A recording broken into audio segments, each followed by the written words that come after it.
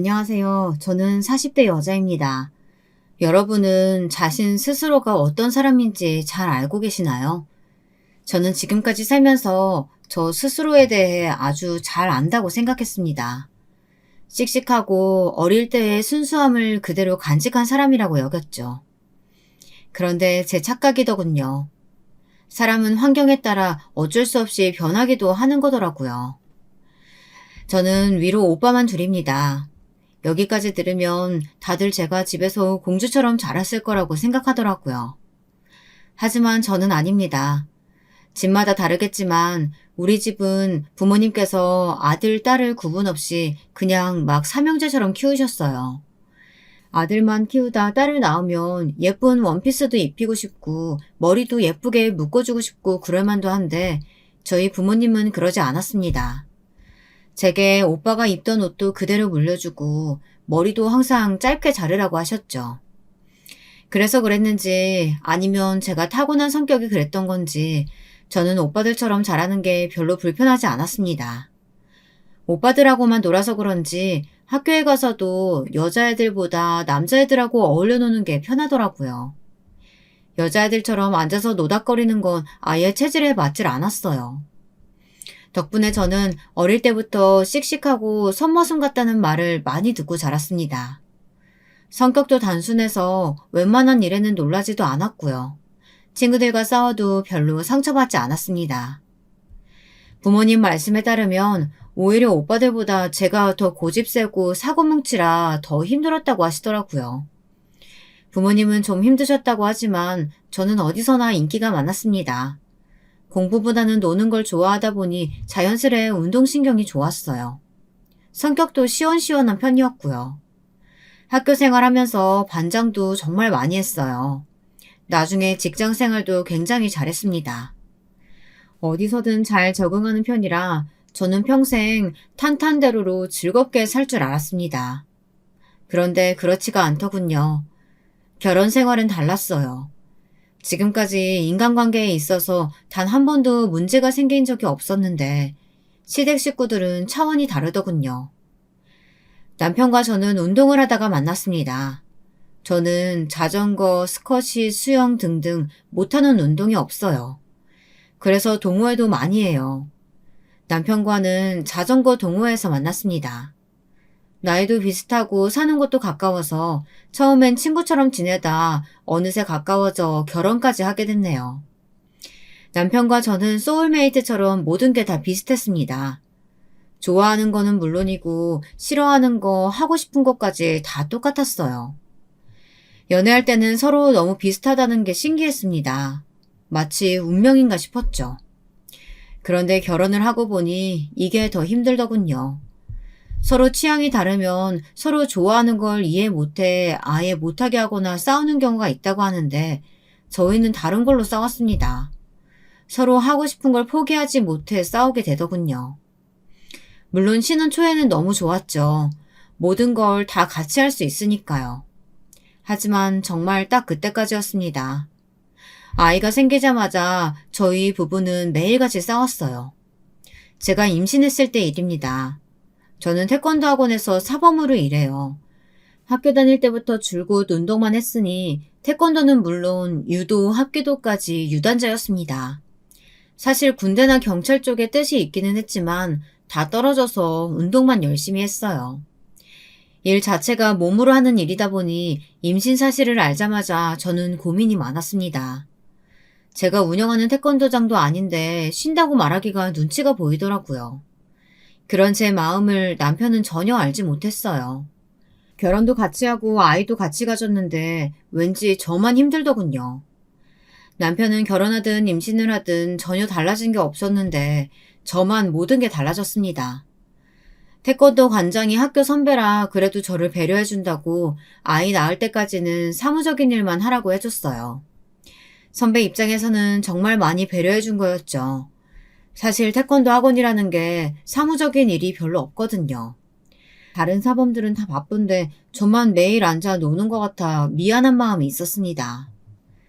그런 와중에 가족이라는 사람들이 저를 더 힘들게 했어요. 저는 이래저래 힘든데 남편은 너무 행복해 보이더라고요. 저는 뱃속의 아이 생각해서 포기해야 하는 게 많았습니다. 일도 몸을 쓰는 일이고 취미며 특기도 모두 다 운동인데 그걸 못하게 되니 너무 힘들더라고요. 속상하지만 어쩌겠어요. 아이를 생각하면 당연히 참아야죠. 문제는 남편이었습니다. 남편은 눈치도 없이 전과 똑같이 생활했어요. 저는 입덧을 하면서도 매일 대중교통을 이용해 출퇴근을 했어요. 매일 밤 집에 오면 녹초가 되었죠. 아무것도 못 먹고 누워만 있었습니다. 정말 손 하나 까딱할 힘이 없었거든요. 그럴 때면 남편이 저녁이라도 좀 차려줬으면 좋겠고 집안일이라도 좀 해줬으면 좋겠는데 퇴근하고 오면 남편은 항상 집에 없었습니다. 퇴근 시간 넘었는데 왜 집에 안 와? 자기 까먹었어? 나 오늘 테니스 하는 날이잖아. 테니스 치고 사람들하고 맥주 한잔 하고 들어갈게. 운동이며 사람들과 어울려 노는 건 모두 저도 좋아하는 일이다 보니 남편은 제가 다 이해할 줄 알았대요. 하지만 제 생각은 전혀 달랐습니다. 제가 심보가 고역한 건지는 모르겠어요. 하지만 저는 못하는데 남편 혼자 노는 모습이 저는 꼴보기 싫었습니다. 나는 테니스도 못 치고 맥주도 못 먹는데 자기는 눈치 없이 그걸 꼭 다 하고 와야겠어? 아기 낳으면 이런 시간도 이제 아예 없을 텐데 아기 나올 때까지만 좀 놀게. 자기가 조금만 이해해줘. 남편 마음도 이해 못하는 건 아니었습니다. 남편은 학원에서 애들 영어를 가르쳐요. 매일 퇴근도 늦고 주말에도 출근할 때가 많아 취미 생활하기가 쉽지는 않습니다. 그렇게 일주일에 한 번 테니스 치는 것도 쉬운 일이 아니라는 걸 잘 알고 있었죠. 저는 얄밉고 화도 났지만 꾹 참았습니다. 남편 말대로 아이가 태어나면 둘 다 정신없어서 정말 아무것도 못할 테니까요. 지금만 좀 참아주자 싶었습니다. 그런데 남편은 남자가 한 입으로 두 말을 하더군요. 아기가 태어나고 나서도 전혀 변하질 않았어요. 오히려 제가 아이를 키우느라 정신없으니 아주 교묘하게 자기 멋대로 하더군요. 저희는 아들을 낳았습니다. 아들이 태어나자마자 저는 일을 그만둬야 했어요. 태권도 학원에 육아휴직이 있을 리도 없고 아이를 맡길 곳도 없었거든요. 사실 시부모님께 부탁해보려고 했습니다. 저희 친정부모님은 30년 동안 과일 가게를 하셔서 명절에도 못 쉬시는 분들이라 부탁할 수도 없었거든요. 반면 시부모님은 4층짜리 빌라를 가지고 있어요. 10집 정도 되는 집에서 매달 월세 받아 두 분이 여유롭게 노후를 보내고 계시죠. 물론 그렇다고 당연히 손주를 봐주셔야 하는 건 아니죠. 저는 혹시나 하는 마음에 남편에게 말이라도 꺼내보라고 했어요. 남편 월급 가지고 세 식구 살기 빠듯한 건 사실이니까요. 그런데 시부모님의 반응이 제 생각보다 훨씬 더 좋지 않았습니다. 어머, 얘, 나 젊어서 일만 하느라 우리 새끼들도 내가 안 키웠어. 애기라고 안아본 적도 몇 번 없는데 내가 신생아를 어떻게 키우니? 시어머니는 젊어서 일만 하시느라 남편과 서방님 모두 남편의 할머니께서 키워주셨대요. 그래서 아기는 어떻게 키우는 건지 아예 모르신답니다. 얘 애미야, 아무리 그래도 우리가 이제 70이 넘었는데 어떻게 애 봐달라는 말을 그렇게 서슴없이 하니? 남들은 다들 친정에서 봐준다는데 너는 너무 염치가 없는 거 아니니? 친정이든 시댁이든 그게 뭐가 중요해요. 상황이 되시면 누구든지 좀 봐주실 수도 있죠. 저는 시아버지 말이 너무 서운해서 입이 불쑥 튀어나왔습니다. 요즘 다들 마트 가서 사 먹어서 과일 가게 장사도 잘 안 될 텐데 이 김에 사돈더러 집에서 손주나 좀 보시라고 하면 되겠네. 봐주시기 싫으시면 그냥 안 봐주시면 되지. 왜 저희 부모님까지 들먹이시면서 그런 소리를 하세요. 아이고 욱하기는. 내 말이 뭐 틀렸냐? 그러게 딸 자식이라고 하나 있는데 귀하게 좀 키우셨으면 얼마나 좋아. 여자가 운동해봐야 뭘 먹고 산다고. 아버님이 뭘 한다고 그러세요? 저 운동해서 지금까지 잘 먹고 잘 살았거든요? 저는 너무 화가 나서 연신 씩씩거렸습니다. 제가 워낙 괄괄한 성격이라 결혼 초부터 시부모님이 저를 편하게 대하셨지만 저런 소리까지 듣고 가만히 있을 수는 없었어요. 애꿎은 친정 부모님까지 들먹이시니까요. 너야말로 너무하는 거지. 둘째는 애 낳고도 지금까지 한 번도 봐달라고 한 적이 없었어. 시부모님은 아주 철벽을 치셨습니다. 자리에 있지도 않은 동선의 이야기까지 꺼내면서요. 동서야 직장이 탄탄해서 육아휴직도 받을 수 있었고 친정 부모님이 봐주신다고 했으니 당연히 시댁에는 말도 안 꺼냈겠죠. 저도 상황이 안 되니 부탁드리는 건데 시부모님이 너무 매몰차게 말씀하시는 것 같아 저는 서운했습니다. 남편은 그래도 그런 제 마음을 좀 알아줄 거라고 생각했는데 아니더군요. 심란하기만 한 저에게 오히려 기름을 더 부었어요. 전세 대출 때문에 걱정하는 거면 우리 집 재계약하지 말고 그냥 어머니네 빌라로 들어갈까? 설마 아들한테 월세 받으시겠어? 당신 그 집 안 가봤어? 거기 대학생들이나 사는 원룸인데 우리 세 식구가 거기 어떻게 들어가 살아? 몇 년만 바짝 살면서 돈 모아서 나오면 되지. 혹시 알아? 거기 살면 부모님이 우리 아들 종종 봐주실지. 남편은 참 태평했습니다. 자기 부모인데도 이렇게 몰랐어요. 결혼할 때도 시어머니께서 그 빌라에 들어와 살라고 했지만 저는 극구 사양했어요. 말이 좋아 빌라지 사실 오래된 하숙집이었거든요. 집도 집이었지만 사실 시부모님이랑 같은 건물에 살기 싫었습니다. 가끔 만나도 온갖 시집살이로 피곤해 죽겠는데 한 건물에 살면서 매일 본다고 생각하면 정말 끔찍했어요. 저는 그제야 정신을 차렸어요. 오히려 시부모님이 아들은 안 봐주신다고 한 게 다행인지도 몰라요. 시부모님과 잘 맞지도 않는데 괜히 애를 맡기면 사이가 더 안 좋아질 게 뻔하니까요. 저는 긍정적으로 생각하기로 했습니다. 돈이야 좀 부족하면 어때요? 다시는 돌아오지 않을 아들의 귀여운 어린 시절을 함께 보낼 수 있는데 말이죠.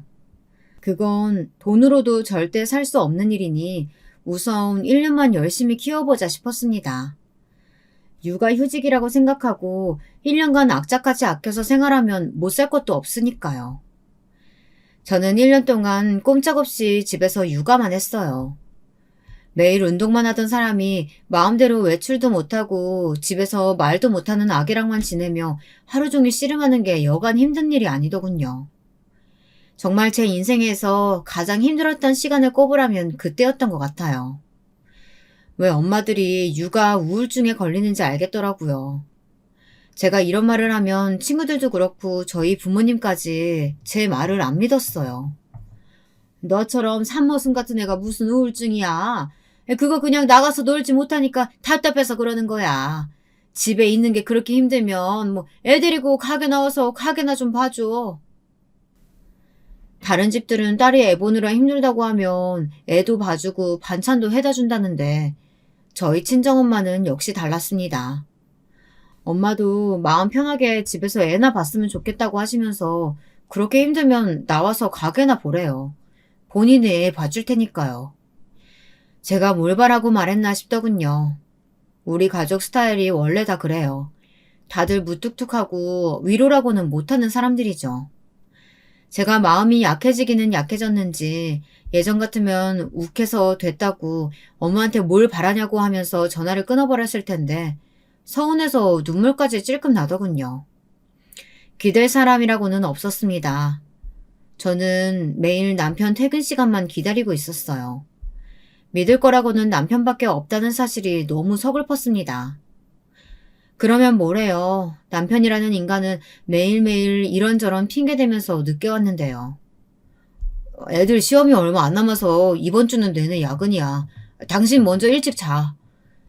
뻥치고 있네.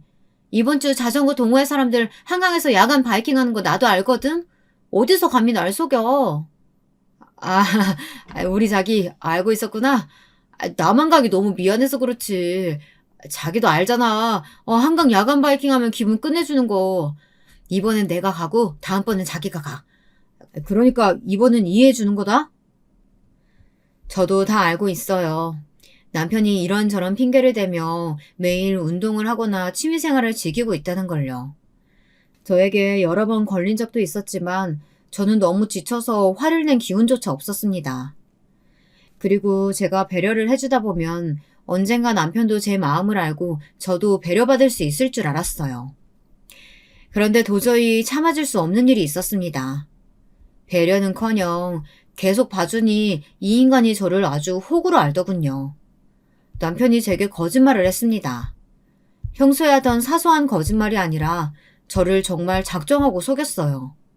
학원 선생님들끼리 1박 2일 워크숍이 있어서 다녀온다고 했는데 알고 보니 사이클 동호회에서 주최한 자전거 코스 여행을 다녀온 거더군요. 모르는 사람들은 지금까지 다른 것도 다 이해해줬으면서 그게 뭐가 그렇게 큰일이냐고 할 수도 있지만 저에게는 너무도 큰일이었습니다.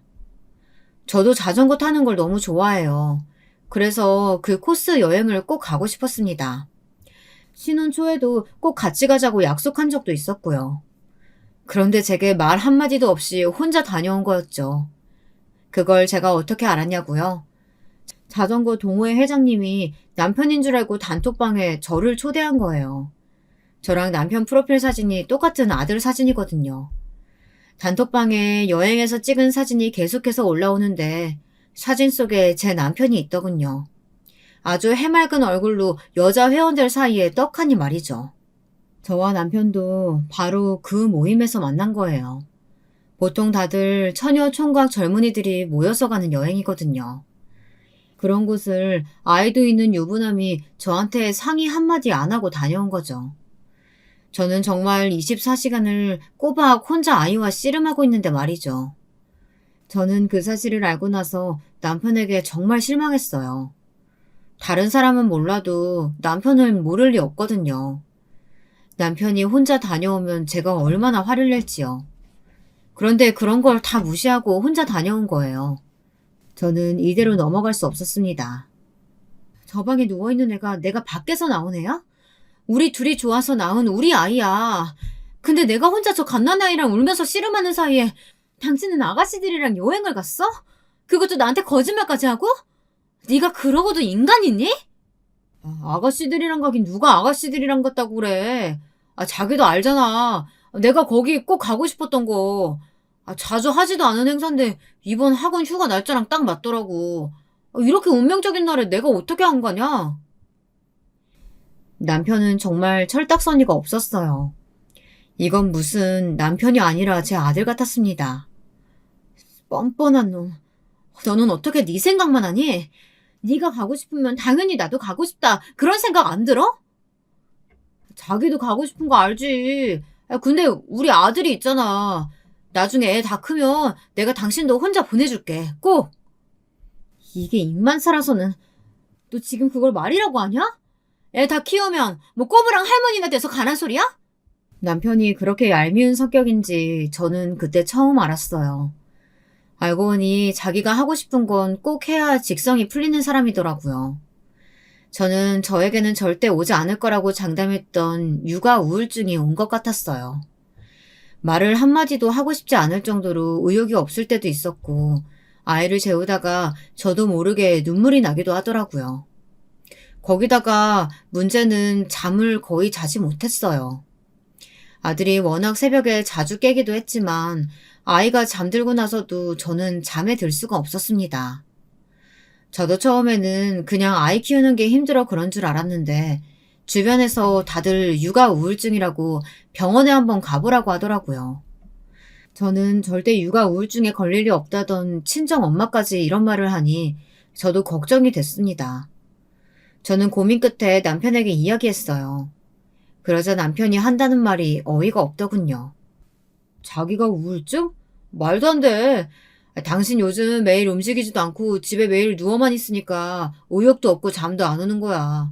그러니까 운동 좀 해. 당신 요즘 살찐 거 알아? 그러다가 다시 태권도장 나갈 수 있겠어? 네가 뭘 한다고 나한테 누워만 있대? 네가 봤어? 내가 누워만 있는 거 봤냐고. 그리고 내가 어떻게 운동을 해. 매일 집에서 아기랑만 있는데 아기 집에 혼자 두고 밖에 나가서 운동을 어떻게 하냐고. 자기 그거 다 핑계야. 아기 잘 때 옆방에서 유산소 해도 되고 유모차 태워서 나가서 좀 걷거나 뛰어도 되잖아. 자기 거울 좀 봐봐라. 나보다 한 10살은 많아 보여. 연애할 때도 남편과 저는 알콩달콩 사이좋은 커플은 아니었어요. 항상 서로 놀리고 장난치며 티격태격 만났습니다. 하지만 저의 자존감이 바닥치고 있는 와중에 정말 이런 장난을 치니 욕이 절로 나오더군요. 살다 살다 제 남편이 이런 재수없는 인간인 줄은 몰랐습니다. 이게 다 제가 너무 혼자 독박 육아를 해서 그런 것 같아요. 남편이 애를 하루도 혼자 본 적이 없으니 애가 잘 때 엄마가 옆방에서 유산소도 할 수 있고 유모차에 태워나가면 애가 얌전히 있는 줄 아는 것 같더군요. 저는 그제야 정신이 번쩍 들었습니다. 이대로 있다가는 남편이 육아의 육자도 모를 것 같았어요. 지금까지 제가 남편을 너무 배려했던 거였죠. 남편 말이 맞아요. 이러다가 제가 살만 뒤룩뒤룩 쪄서 몸이 무거워지면 어느 태권도장에서 저를 받아주겠어요. 안 그래도 애 낳은 지 1년이 다 되어가니 하루라도 빨리 다시 운동을 시작해야겠다 싶었습니다. 저는 그날로 바로 주변에 연락을 돌렸습니다. 다시 일할 수 있는 태권도장이 있는지 알아보기 위해서요. 저는 바로 일을 구했습니다. 저는 그날 저녁 남편에게 상의가 아닌 통보를 했어요. 다음 달부터 일하러 나갈 테니 이제부터 아들 육아는 같이 해야 한다고요. 그러자 남편은 아주 노발대발했습니다.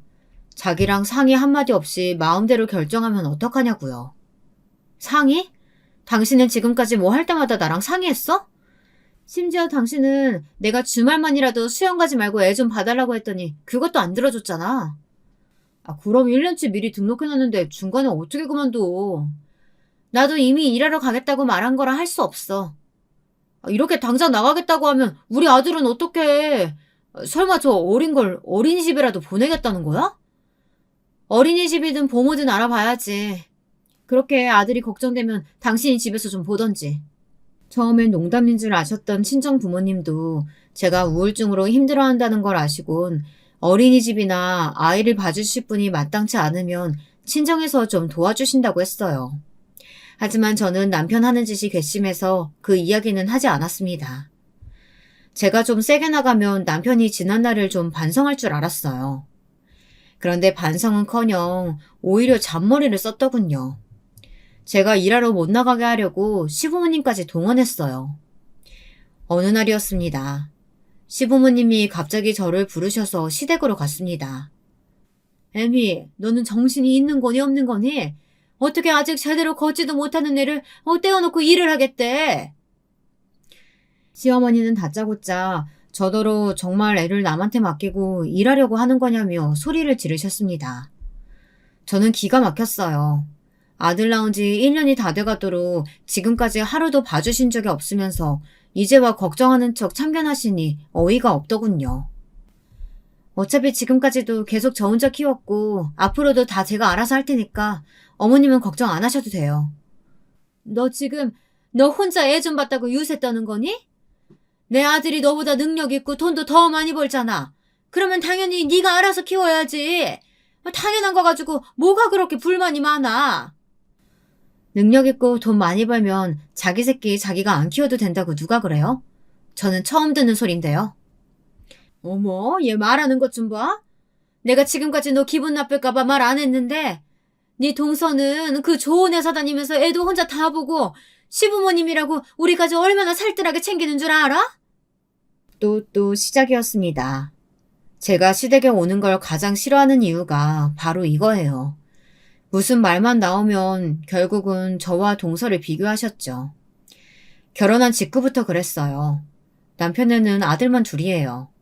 남편이 장남이고 바로 1살 터울 동생이 있어요. 결혼도 비슷하게 했습니다. 제가 1년 먼저 결혼하고 바로 다음 해에 서방님과 동서가 결혼했어요. 사실 1년 새 혼사를 2번이나 치르는 게 쉬운 일은 아닌데 다 이유가 있었습니다. 저와 남편이 결혼하고 얼마 안 있다가 바로 서방님과 동서가 임신을 해서 어쩔 수가 없었어요. 그나마도 저희가 결혼한 직후라 바로 할 수는 없어서 아예 동서는 아기를 낳고 결혼식을 올렸죠. 저희 시부모님은 워낙 고지식한 옛날 분들이세요. 겉으로만 쿨하고 좋은 척 하시지 속은 그렇지 않으시거든요. 처음 동서가 임신했다고 했을 때 시부모님은 난리가 났어요. 여자애가 얼마나 개념 없고 대책이 없으면 결혼도 하기 전에 임신부터 하느냐고 만나기도 전부터 싫어하셨습니다. 그런데 동서를 만나고 오더니 180도 태도가 달라지셨더라고요. 동선의 친정이 알아주는 땅 부자라네요. 대대로 내려온 재산도 많아서 동네에서 알아주는 부자랍니다. 그 말에 시부모님은 아주 쏙 넘어가셨더라고요. 동선의 친정에서는 결혼하면서 서방님에게 자동차에 명품 시계까지 사줬어요. 그걸 시어머니가 제 앞에서 얼마나 자랑하시는지 아주 귀에 딱지가 앉을 것 같았습니다. 남편도 부러워하는 것 같더라고요. 그때부터였습니다. 제 성격상 남하고 비교하고 부러워하는 편이 아닌데도 남편이나 시부모님이 너무 티를 내니 저로서는 동서를 의식 안 할 수가 없더군요. 지금까지는 나름대로 잘 버텼습니다. 애초에 저랑 동서는 전혀 다른 환경에서 자랐기 때문에 비교해봐야 제 속만 아프니까요. 제가 배알 좀 꼴린다고 동서에게 시부모님께 적당히 하라고 할 수도 없는 거고요.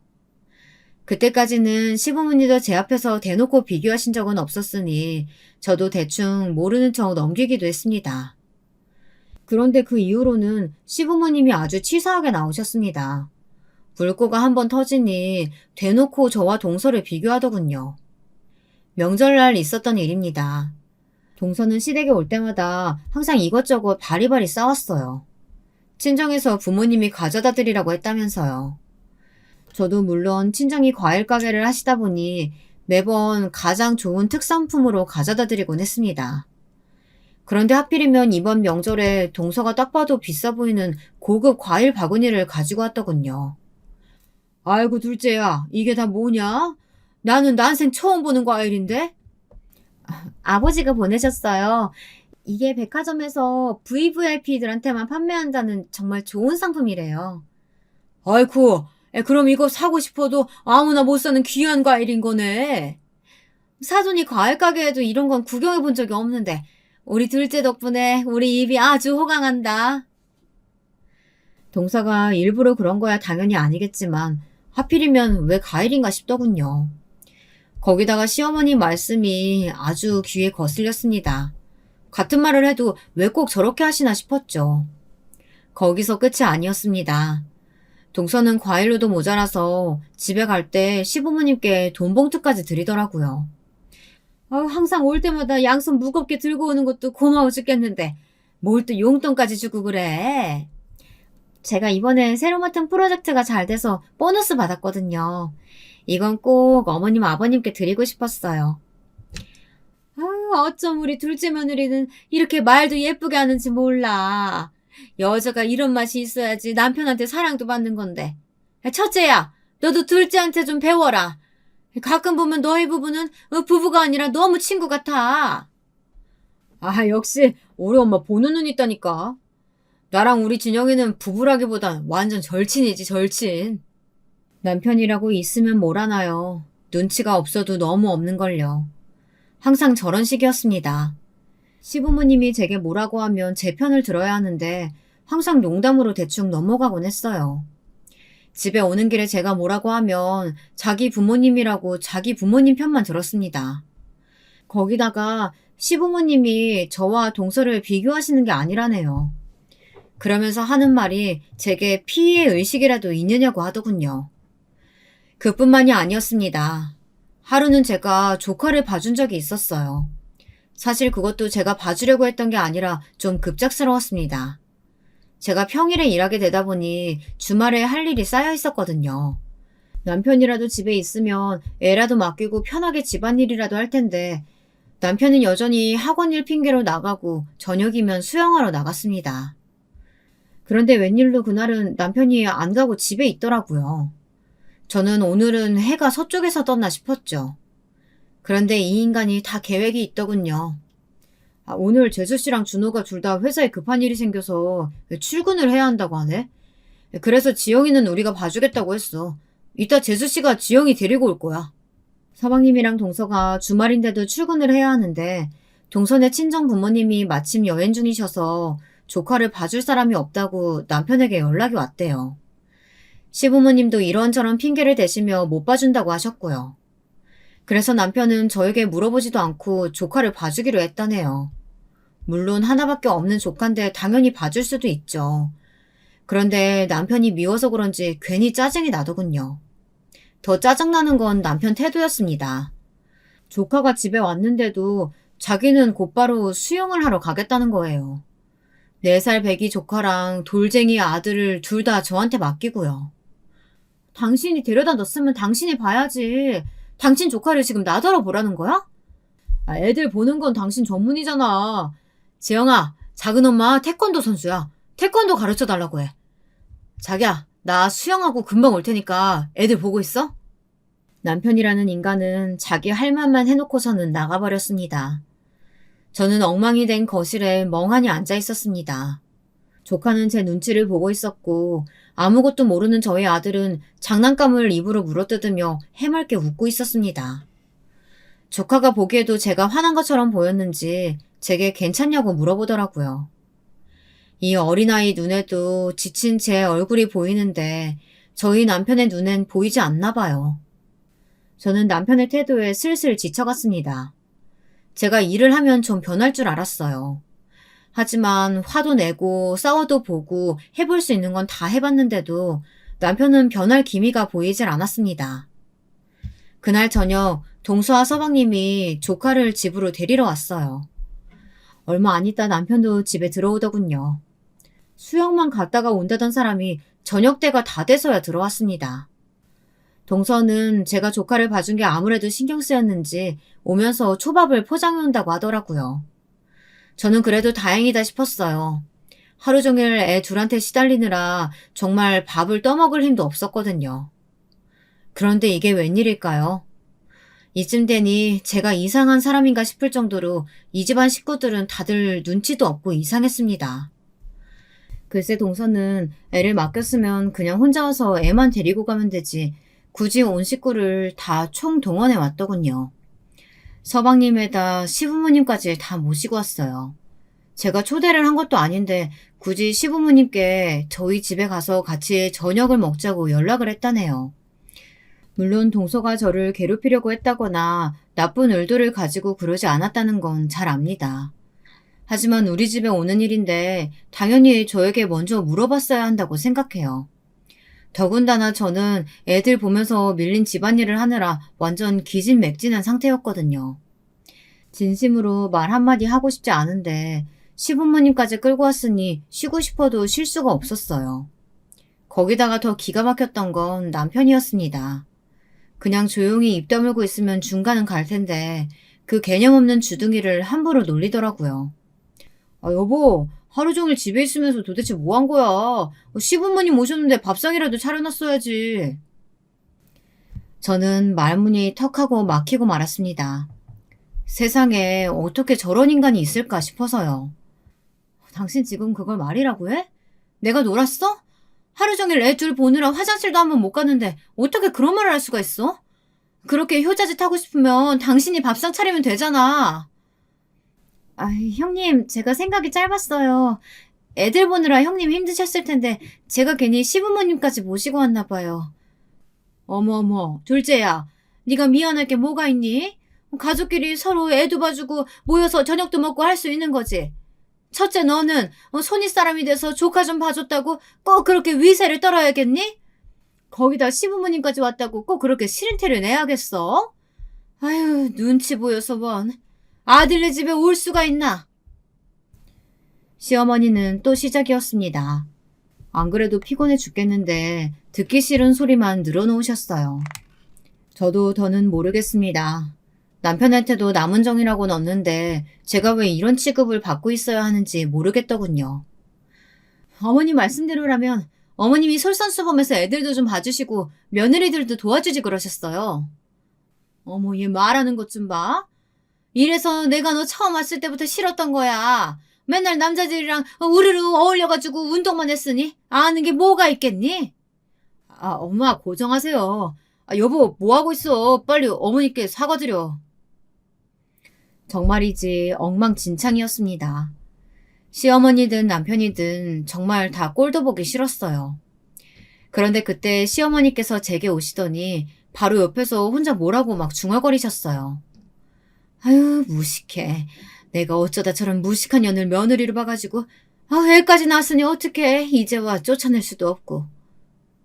어머니, 지금 뭐라고 하셨어요? 저한테 무식한 년이라고 하신 거예요? 얘가 지금 뭐라는 거야? 내가 언제 그런 소리를 했다고 사람을 모함하고 그러니?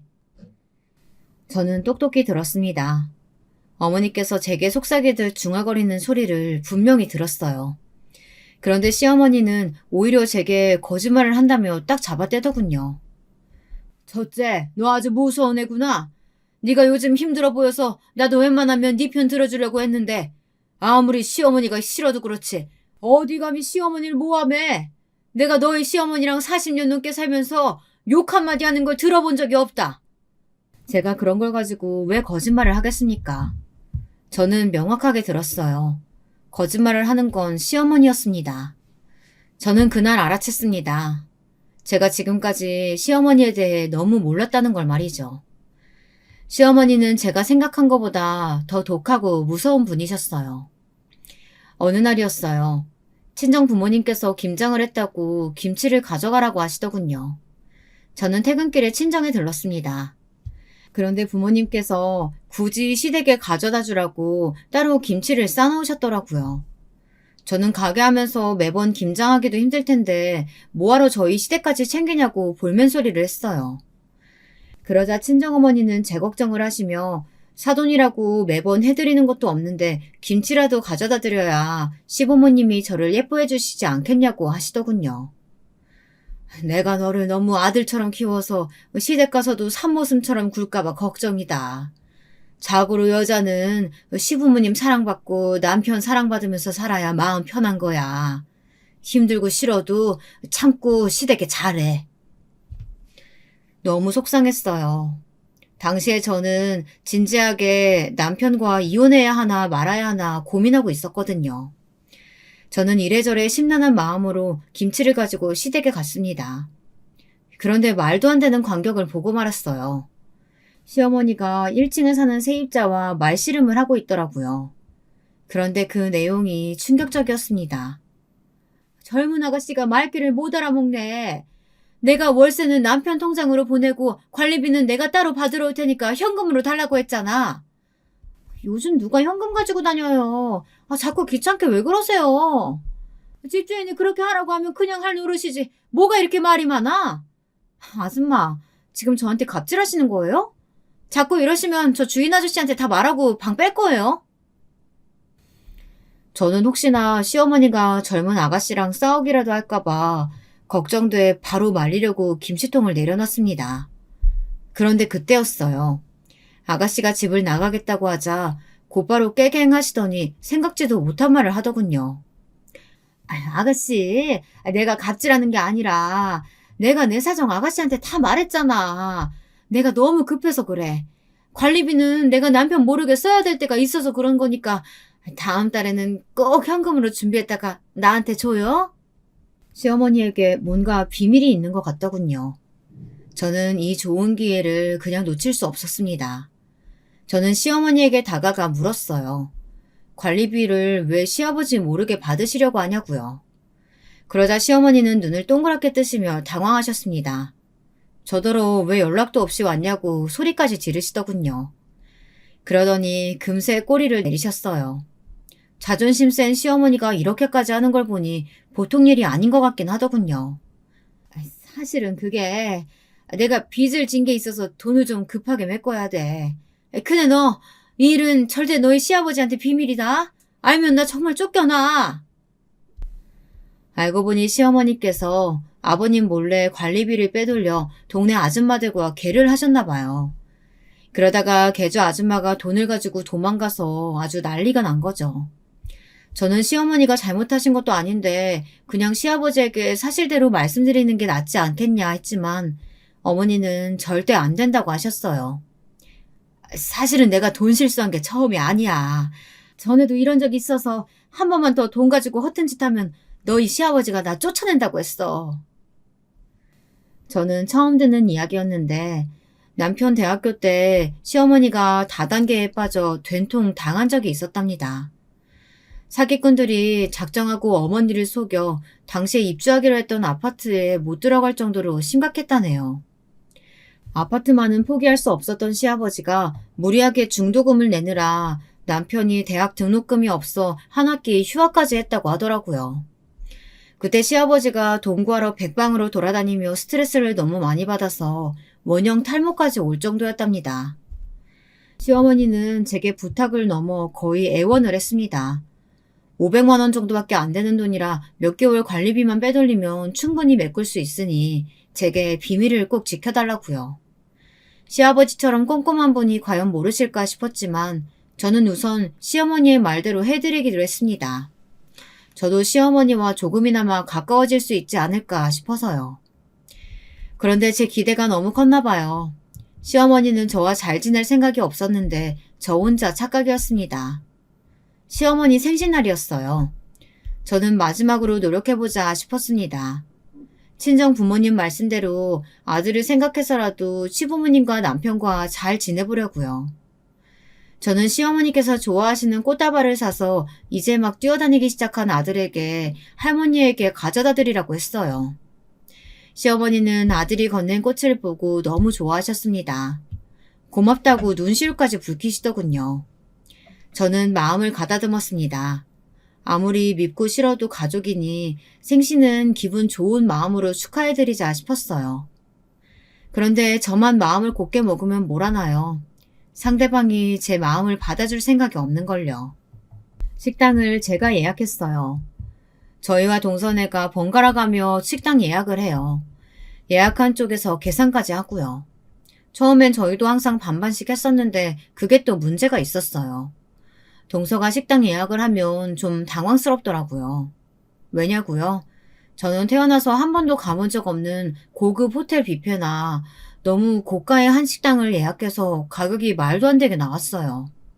그 돈이면 온 식구가 다 여행을 가도 갈 만한 그런 금액이더라고요. 남편도 처음엔 자기가 형인데 그 정도도 못 내겠냐 싶었는데 나중에는 본인도 부담이 됐는지 먼저 그냥 한 집씩 돌아가면서 하자고 하더라고요. 그러다 보니 저는 항상 식당을 예약할 때마다 너무 고민이 됐습니다. 지금까지 동서가 예약한 곳들하고 비슷할 수야 없지만 그래도 너무 차이가 나면 민망하니까요. 거기다가 최근에는 동서가 있든 말든 그 앞에서 시어머니가 저를 아주 개무시하시니 더 신경이 쓰였습니다. 시어머니께서 워낙 회를 좋아하세요. 그래서 저는 큰맘 먹고 유명한 횟집을 예약했습니다. 워낙 예약하기 힘든 집이라고 하길래 한 달 전에 예약까지 해뒀습니다. 그런데 식당에 들어가자마자 시어머니는 인상을 구기시더니 먹는 내내 표정이 좋지 않았어요. 저는 신경이 쓰여 혹시 입맛에 맞지 않으시냐고 물었습니다. 그러자 시어머니께서 하는 말이 제 신경을 건드렸어요. 내가 바닷가 출신이라 회는 딱 한 점만 먹어보면 아는 거 알지? 이거 양식이야. 사람들한테 자연산이라고 속여서 파는 거야. 어머님도 참 요즘은 그런 거 속여서 팔면 큰일 나요. 제가 알아봤는데 여기 사장님이 되게 유명한 셰프더라고요. 의심하지 마시고 한번 드셔보세요. 맛은 제가 장담한다니까요. 어머, 네가 뭘 한다고 장담을 해? 너 이렇게 비싼 애 먹어본 적이나 있어? 그나마 네가 내 아들이라도 만나서 결혼했으니 이런 거라도 구경하는 거지. 저는 금방이라도 얼굴이 터질 것처럼 빨개졌어요. 남편도 민망했는지 웬일로 시어머니에게 한 소리 하더군요. 엄마, 좋은 날 무슨 그런 소리라고 그래. 진영이가 맛집 찾는다고 얼마나 고생했는데. 고생은 무슨. 이런 거 알아보는 게 무슨 고생이라고. 어머니, 여기 저도 아는 집이에요. 여기 셰프님 TV에도 나오고 진짜 유명한 분 맞아요. 아, 그래? 우리 둘째 며느리가 아는 집이면 진짜 유명한 집이 맞긴 맞겠네. 아이고, 이 옆에 내가 자식들이 사주면 그냥 맛있다 하고 먹으면 되지. 왜 괜히 푼수를 떼고 그래? 저는 주먹이 불끈 쥐어질 정도로 화가 났습니다. 평소 같으면 한마디가 아니라 100마디라도 했겠지만 날이 날인 만큼 참았어요. 다른 가족들도 제 눈치를 보느라 어쩔 줄 모르고 아이들도 있으니 괜한 일 만들지 말자 싶더군요.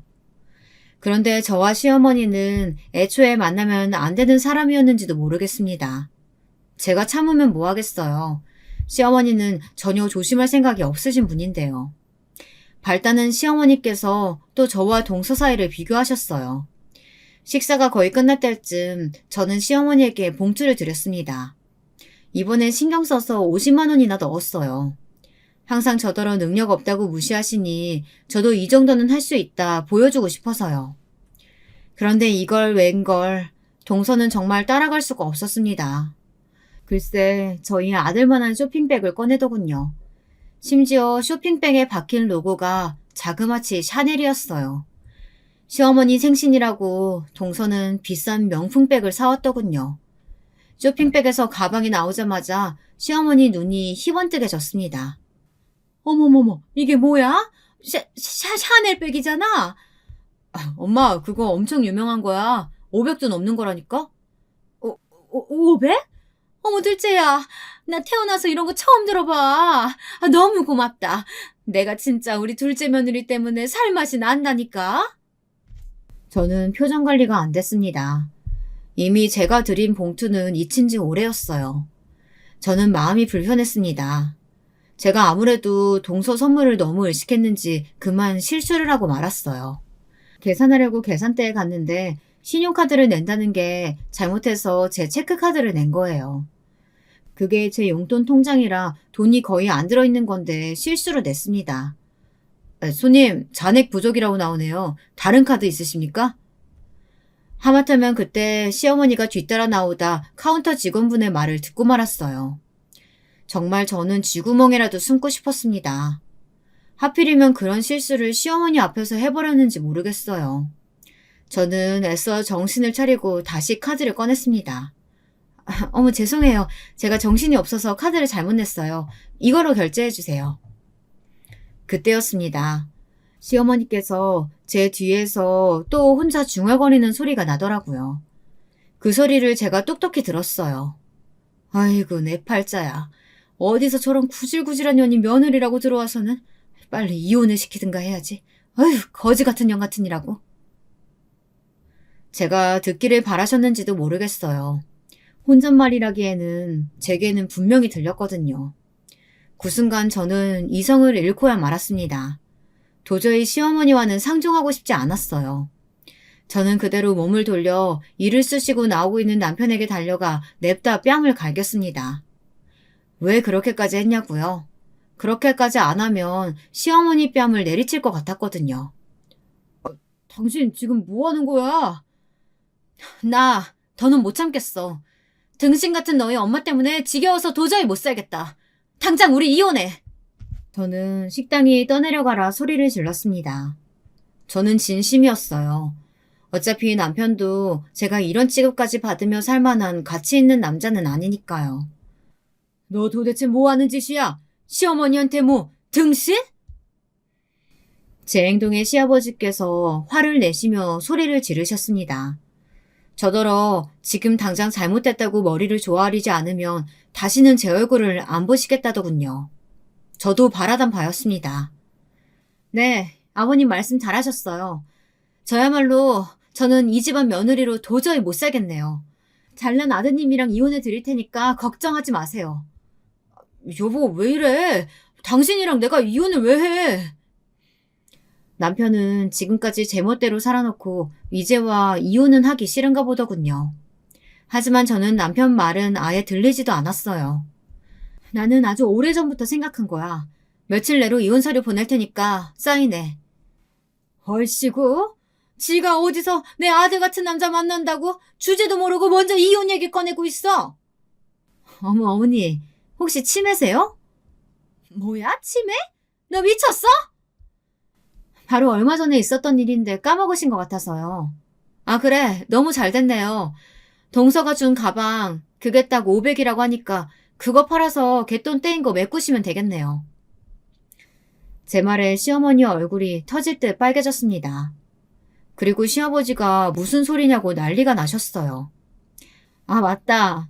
어머님이 비밀로 해달라고 했는데 제가 너무 무식해서 그만 까먹고 다 말해버렸네요.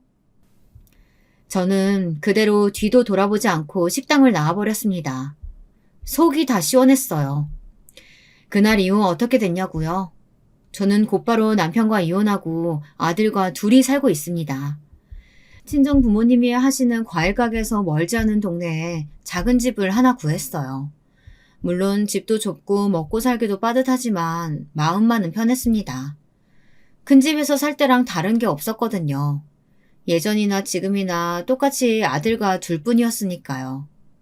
저는 이렇게 좋을 줄 알았으면 진작에 이혼할 걸 그랬어요.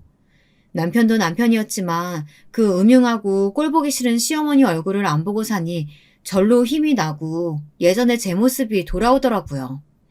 시어머니 앞에선 이상하게 제가 아닌 것처럼 항상 주눅이 들어 있었어요. 저는 이혼한 지금이 예전보다 훨씬 좋습니다. 앞으로는 원래 제 모습대로 당당하게 아들을 위해 더 열심히 살 거예요. 여러분들도 저 많이 응원해주세요. 저의 긴 이야기 들어주셔서 감사합니다.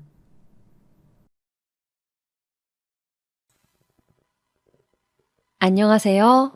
유튜브를 통해서 사연을 보내고 이야기를 나눌 수 있다는 사실은 알고 있었지만 제가 이렇게 보낼 줄은 몰랐네요. 처음이라 다소 낯설고 어색하지만 재미있게 들어주세요. 저는 올해 30이 된 여성입니다. 호텔 경영학과를 나와서 지금은 호텔 데스크에서 안내하는 일을 하고 있어요. 사람들을 친절히 안내하고 이끄는 직업을 가졌지만 평소에 저는 꽤나 조용하고 수동적인 삶을 살고 있고요. 나서는 것과 시끄러운 것을 좋아하지 않아서 바깥보다 집에 있는 걸 더 즐기곤 합니다. 그렇기에 일상 속에서 딱히 내세울 정도로 특별한 건 없네요. 단지 올해 30이 된 만큼 제 삶에 책임을 지기 위해 더 열심히 일하는 평범한 30대 청년일 뿐이죠. 아, 이렇게 유튜브에 보내게 된 사연 정도가 특별한 경험이 되겠네요. 드라마에서나 익히 보았던 파혼이란 걸 바로 제가 하게 됐거든요. 그 과정까지의 애달팠던 시간들이 이렇게 지나고 보니 참 우스운 것 같아서 여러분께 털어놓으려고 합니다. 제가 봐도 많이 답답하고 한심한 부분들이 많으니 부디 너그러운 마음으로 헤아리며 봐주셨으면 좋겠어요. 결혼을 약속했던 그 사람은 저보다 4살 많은 헬스 트레이너였어요. 헬스장에서 운동을 가르치는 사람이었죠.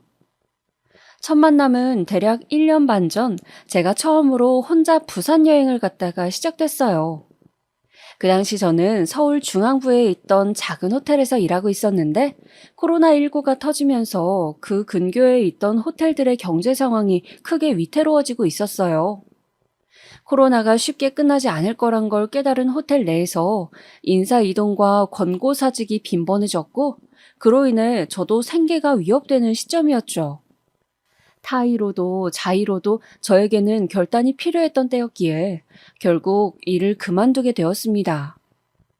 일상에 환기를 주기 위해서 떠난 여행이었는데 저처럼 여행을 온 그 사람을 만나게 된 거예요. 그 사람을 간략히 성은이라고 부를게요. 성은 씨는 명문대를 나왔지만 본인이 하고 싶은 운동을 살려서 취직했었다고 하더라고요.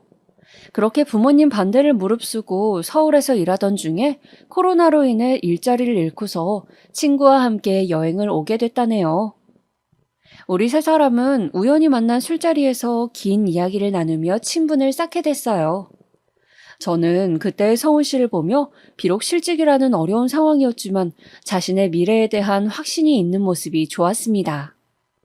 앞으로 하고 싶은 일을 위해 자신이 쌓아온 것들을 포기할 줄 아는 과감성도 좋았고요. 사실 저는 항상 제 일이 제 적성에 맞는지 앞으로 자부심을 갖고 할 수 있는지에 대한 의심이 많은 편이었어요.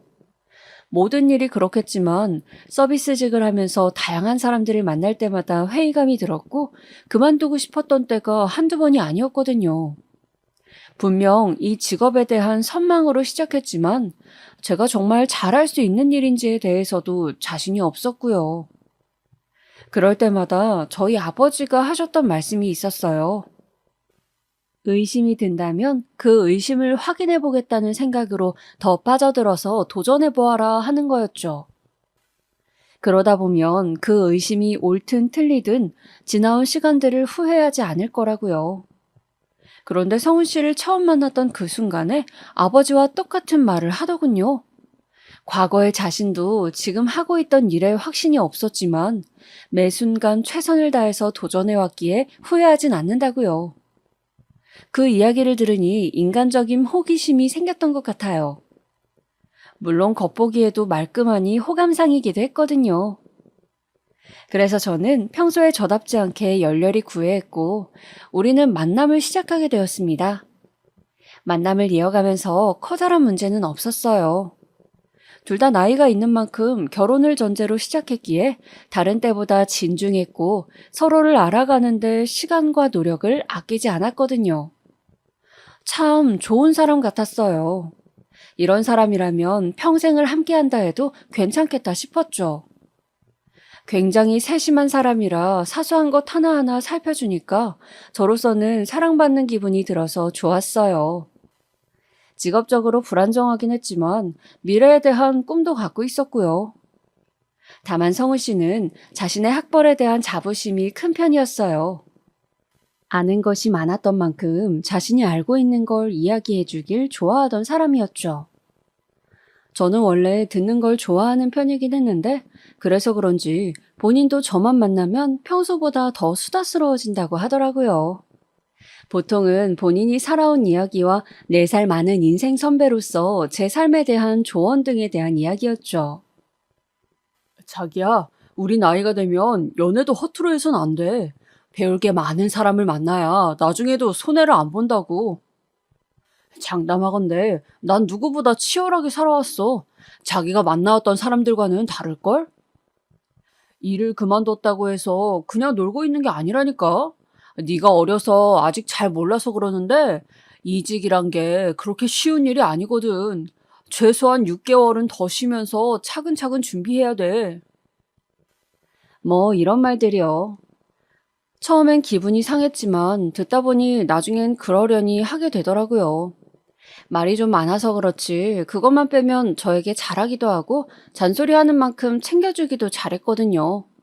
물론 나중에 주변 사람들한테 이런 점들을 이야기하니 저처럼 세상 미련한 곰이 없다면서 하나같이 혀를 찼지만요. 맞아요. 말이 많은 게 문제가 아니라 저를 아랫사람으로 내려다보는 그 태도가 문제였던 거예요.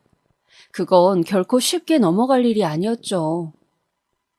결혼한 어떤 지인이 한 말이 기억이 나네요. 단점 한 가지만 빼면 괜찮다고 생각해서 누군가를 만나면 꼭 그 단점 때문에 헤어지게 된대요.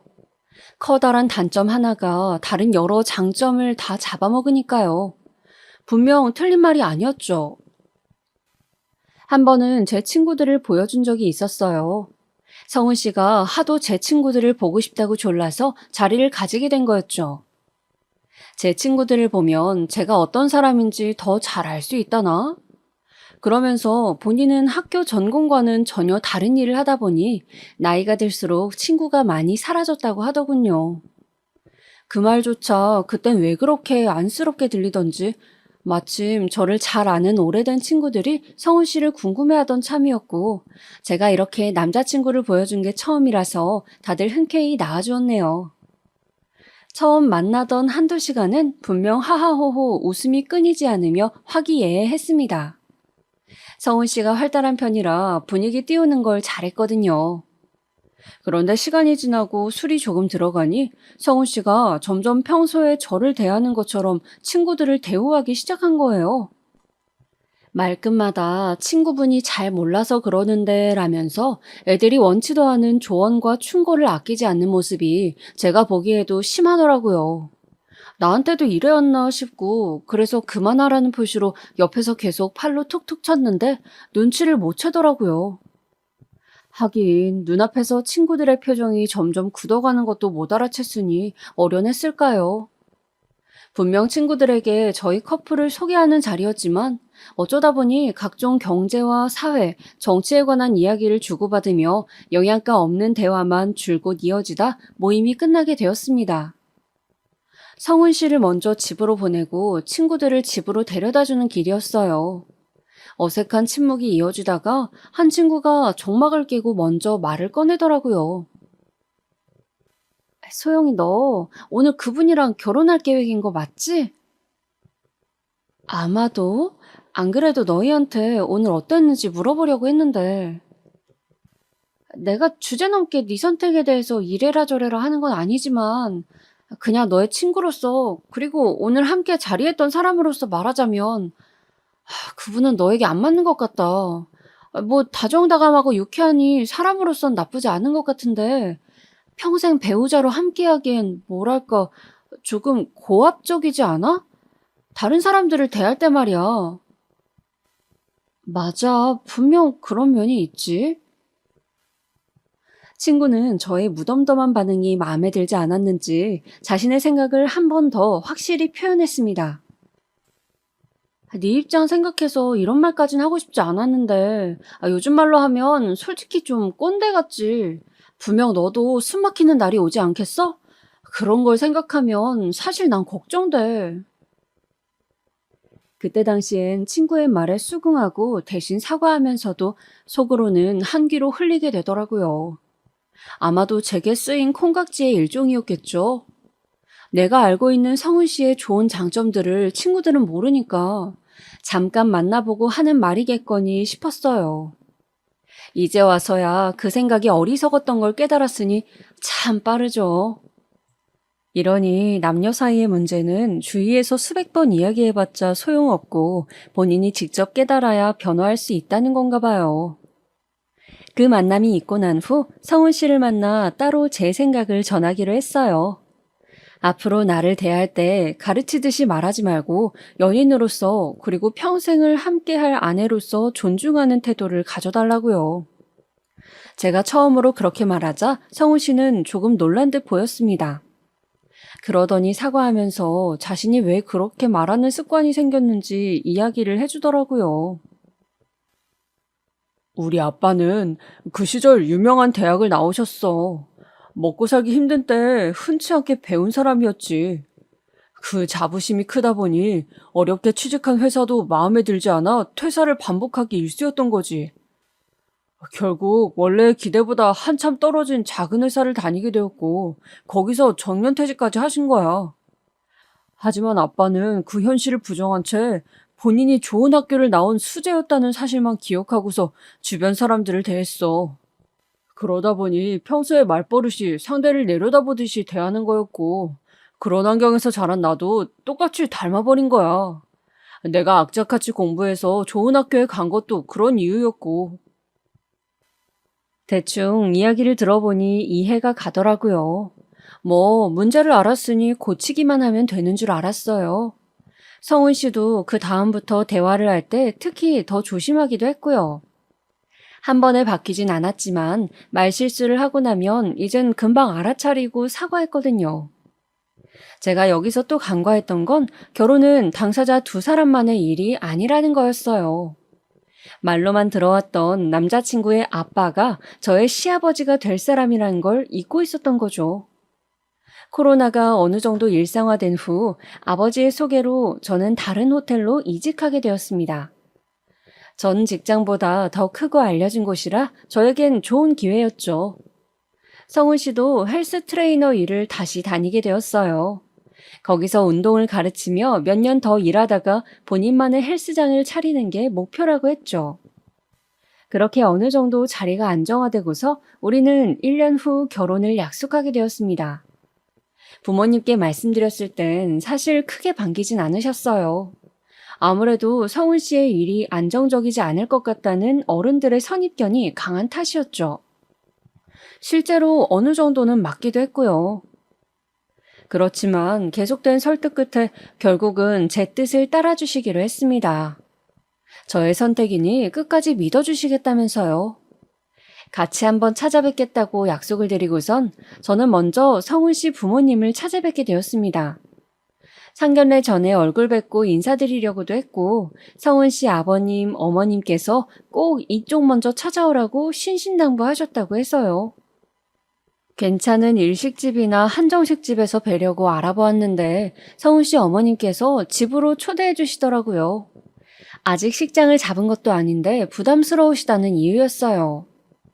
전 긴장한 마음으로 갖가지 과일과 한우를 사서 집으로 찾아뵈었습니다. 뭘 좋아하실지 몰라서 최대한 고급스러운 것들로 골라갔어요. 센스가 없는 편이니 성이라도 보일 수 있게요. 찾아뵐 당시 아버님은 다른 일정으로 외출하신 상태라 안 계셨고 어머님이 절 맞이해 주셨습니다. 차려주신 상을 두고서 성은 씨와 어머님, 저 세 사람은 이런저런 대화를 가볍게 나누었어요. 어머님은 종종 들어왔던 것처럼 말투는 조금 차가우신 편이었지만 그렇다고 해서 저에게 관심이 없거나 부정적으로 생각하는 것 같진 않으셨죠. 그래도 장차 며느리가 될 사람이라고 생각해서 그러신 건지 예의를 차려주시면서 여러 질문을 많이 하셨거든요. 어디서 태어났고 어떤 걸 배웠고 지금은 어디서 뭘 하고 있는지 그런 기본적이고 필수적인 것들에 대해서요. 그러다 간혹 저희 집안에 대해서 물으시기도 했죠. 그래서 부모님께선 지금 아직도 일하고 계시고 어느 쪽에서 일하시니? 연세는 어떻게 되셔? 저는 잠시 대답을 고민했습니다. 안 그래도 남자친구 집을 찾아뵙기 전에 가족에게 이 사실을 먼저 알렸었거든요. 그랬더니 엄마가 제게 그러시더라고요. 가족 내에 관한 이야기는 상견례 때 주고받으면 되니까 웬만해선 너 혼자 있을 땐 말을 삼가는 게 좋아. 결혼 전에는 좋은 얘기건 나쁜 얘기건 쉽게 책 잡힐 수 있으니까. 그런 건 어른들끼리 얘기 나눌 수 있게 최소한의 말씀만 드려. 알겠지? 그 말이 떠오르면서 아직은 제가 구체적으로 말할 단계가 아닌 것 같다는 생각이 들더라고요. 해서 어머님께는 대충 얼버무려 대답했어요. 아버지는 일하세요. 그냥 숙박업을 하고 계신데 직접 관리도 하시고요. 어머님은 잠시 생각에 잠기더니 이내 무덤덤한 말투로 알겠다며 넘어가셨죠. 뭔가 이렇게 떠들기는 민망한 이야기이지만 사실 저희 집은 서울 외곽에서 크진 않은 호텔을 경영하고 있습니다. 그래도 호텔은 호텔인지라 규모 면에선 다른 숙박시설보다는 훨씬 크긴 하죠. 1층에 레스토랑을 함께하고 있어서 꽤나 알려져 있기도 하고요. 이런 아버지의 영향으로 제가 이 일을 시작하게 된 것도 있어요.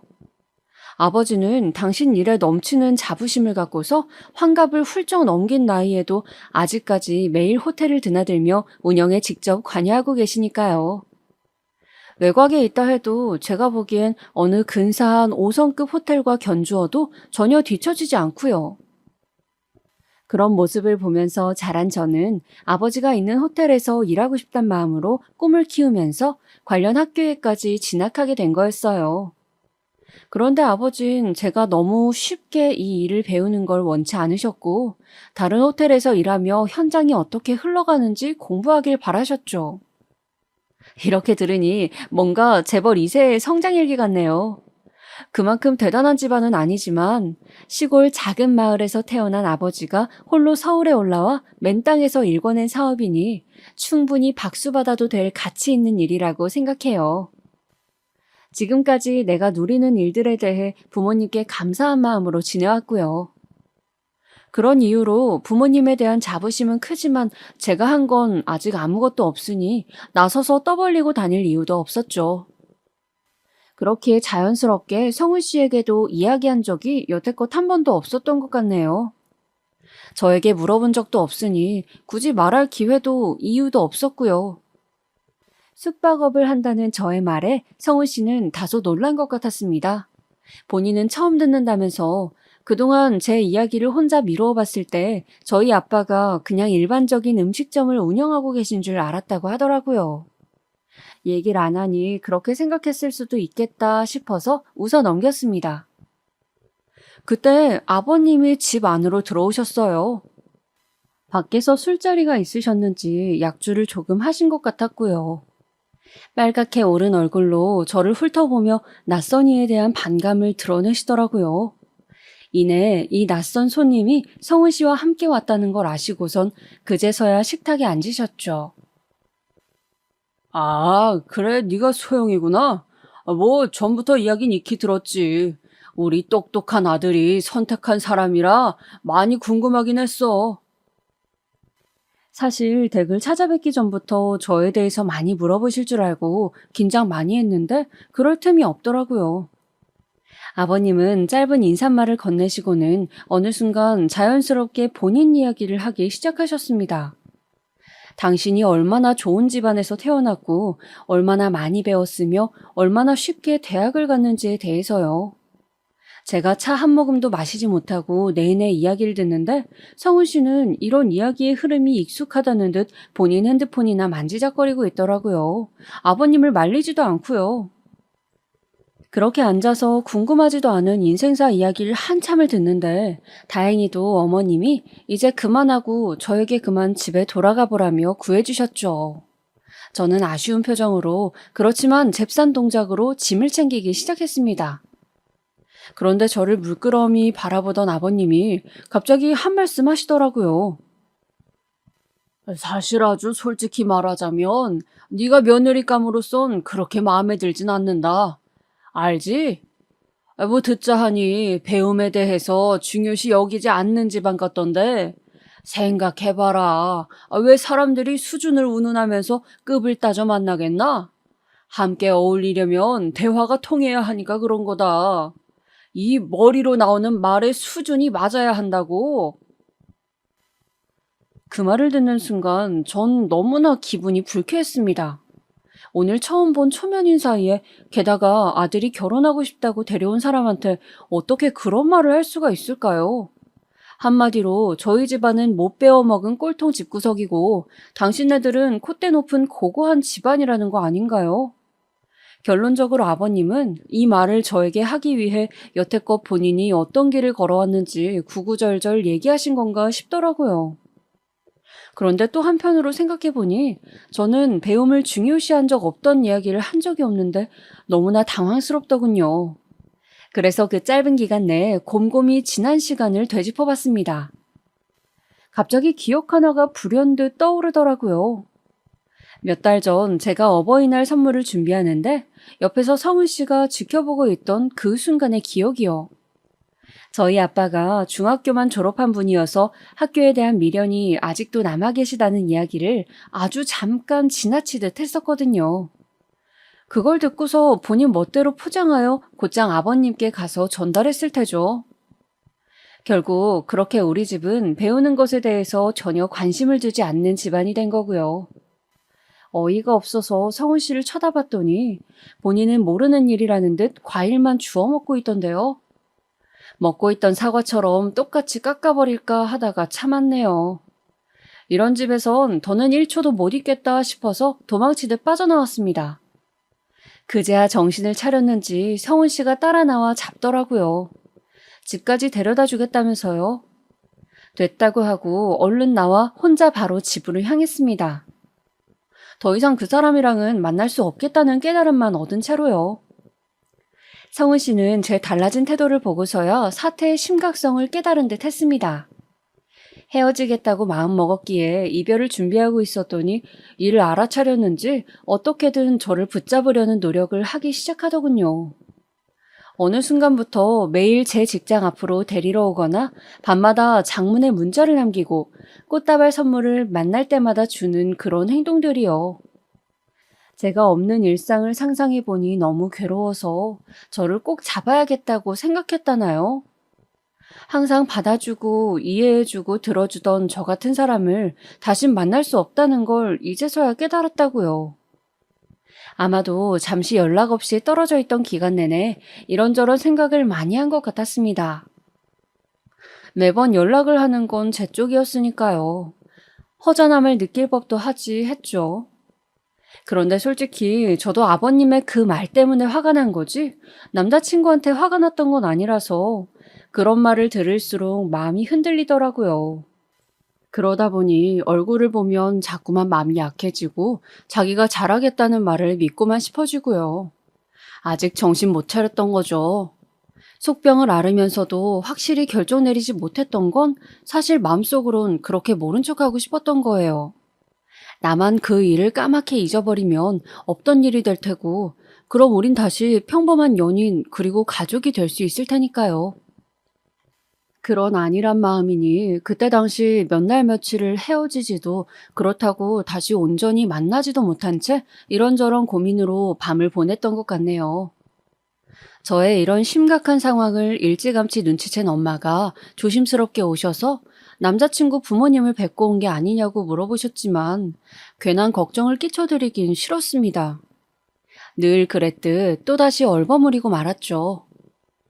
친구에게 이런 고민을 털어놓는 건 제 얼굴에 침 뱉는 일 같아서 하고 싶지 않았어요.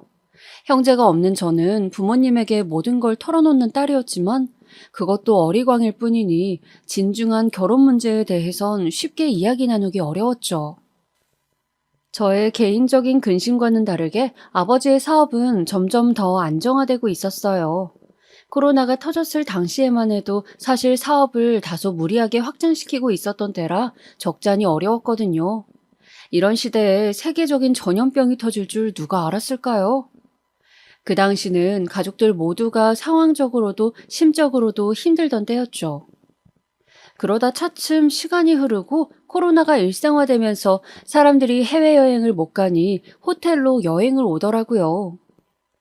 저희 호텔은 서울 외곽에 있는 곳이라 오히려 중심부에 있는 곳들보다 여행지 느낌이 나서 그런지 더 호황이었고요. 갖은 노력 끝에 2년 만에 간신히 이전 매출을 되살릴 수 있었고, 이제야 우리 가족들도 한시름 덜고서 웃을 수 있게 됐습니다. 그러니 저도 전과 다른 마음의 여유가 생겼던 것 같아요. 상황이 어려워 마음이 조급할 땐 연애도 쉽게 되지 않았는데 이런 문제였나 봐요. 남자친구 문제에 있어서도 조금 더 너그럽고 여유로워졌다고 해야 할까요? 당시 성훈 씨 집에서 겪은 일들도 시간이 지나니 희미해져 실수로 치부해버리게 된 거예요. 그렇게 저는 남자친구를 다시 받아주게 되었습니다. 그게 저의 가장 커다란 실수였지만요. 용서를 받은 성훈 씨는 앞으로 자기 식구들이 제게 무례하게 한다면 본인이 나서서 한 소리 하겠다고 약속을 했어요. 그 모습이 딱히 믿음직스럽진 않았지만 그래도 괜찮았어요. 왜냐면 저는 그 당시 만약 같은 실수가 반복되면 그땐 완전히 끝내자라는 마음이었거든요. 그래서 제가 먼저 아버님, 어머님을 다시 한번 뵙고 싶다고 제안을 했습니다. 그 전까지는 혼자 속병 앓았던 시간과 고민했던 순간들이 아깝지 않도록 빠른 결단을 내리고 싶었어요. 이번엔 조금 더 편안한 분위기에서 이야기하고자 성훈 씨 집에서 가까운 일식집을 예약하고서 먼저 가 있었습니다. 이번엔 성훈 씨와 아버님, 어머님 두 분이 함께 들어오시더라고요. 그런데 왠지 성훈 씨가 이전부터 단단히 눈치를 주었던 듯 도착한 그 순간부터 저를 뺀 세 사람의 눈빛이 오고 가는 거예요. 이전에는 미소조차 보이지 않던 분들이셨는데 오시자마자 호탕하게 웃으시더라고요. 아, 그래, 새아가가 먼저 우리랑 만나자고 했다며? 좀 놀라긴 했다만 기특하네. 새아가라는 말에 흠칫했지만 나름대로 애쓰고 계신 거라고 여기며 넘어가기로 했어요. 그런데 집 주변에 이렇게 깔끔한 음식점이 있었네? 난 왠지 바깥에서 먹으면 아까워서 집에서만 해먹게 돼서 잘 모르거든. 저번에 너 올 때도 있는 걸로 너무 대충 해줬나 싶어서 마음에 걸렸는데, 소영이 네 덕분에 이렇게 호강을 다 하네. 잘 먹을게. 라는 어머님의 말씀을 듣게 되었습니다. 그러니 어느 순간 저번에 집으로 초대받은 것도 결국 돈이 아까워서 그러셨구나라는 걸 알게 된 거예요. 그래도 처음 만나는 자리라 밖에서 뵙는 게 좋다고 생각했는데 한사코 거절하시며 꼭 집으로 오라는 말이 이런 뜻이었다는 걸요.